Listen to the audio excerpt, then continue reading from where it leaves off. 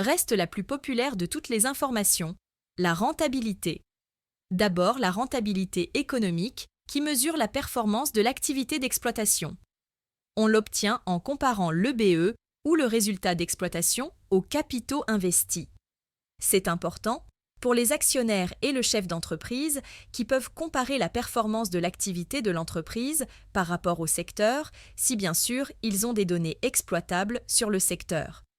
La structure de financement de l'entreprise, autrement dit qu'elle ait plus ou moins de capitaux propres ou de dettes, n'affecte pas la rentabilité économique. Le résultat d'exploitation n'est pas concerné par d'éventuelles charges d'intérêt, et le capital investi demeure le même, quel que soit le mode de financement.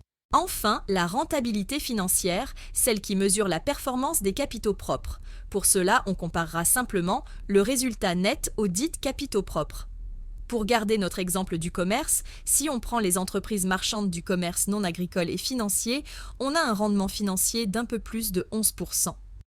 En bourse, on appelle souvent rendement le rapport entre le dividende de l'action et le cours de l'action. Du coup, pour comparer avec la PME, il faut voir à quel prix vous avez acheté votre action, et pas seulement le cours du jour. Si vous avez misé sur le bon cheval, ça fait bingo.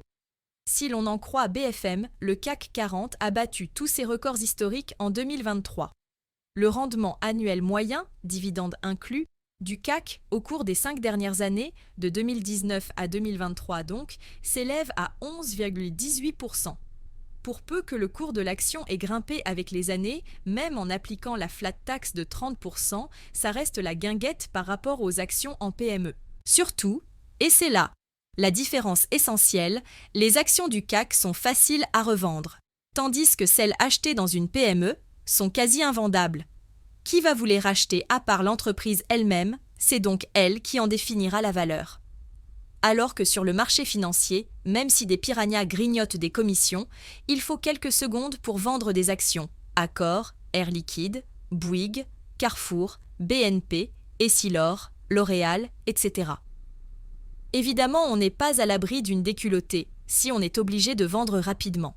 Mais si on a le temps, les risques de voir s'effondrer ou disparaître une entreprise du CAC 40 sont très faibles. Ajoutons à cela que pour d'évidentes raisons d'entre-soi et de lobbying, de gauche ou de droite, un bon vieux principe républicain veut que l'on privatise les profits et mutualise les pertes.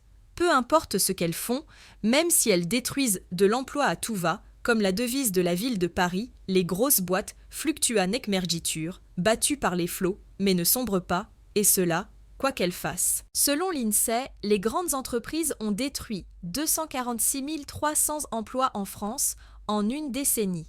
Pourtant, depuis sa création en 1988, aucune entreprise du CAC 40 n'a jamais fait faillite.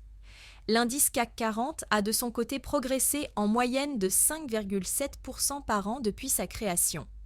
Un investisseur qui aurait misé 1 000 € sur le CAC à sa création est revendu aujourd'hui, après une hausse de 367% en 30 ans, aurait donc enregistré une plus-value de 3 670 €.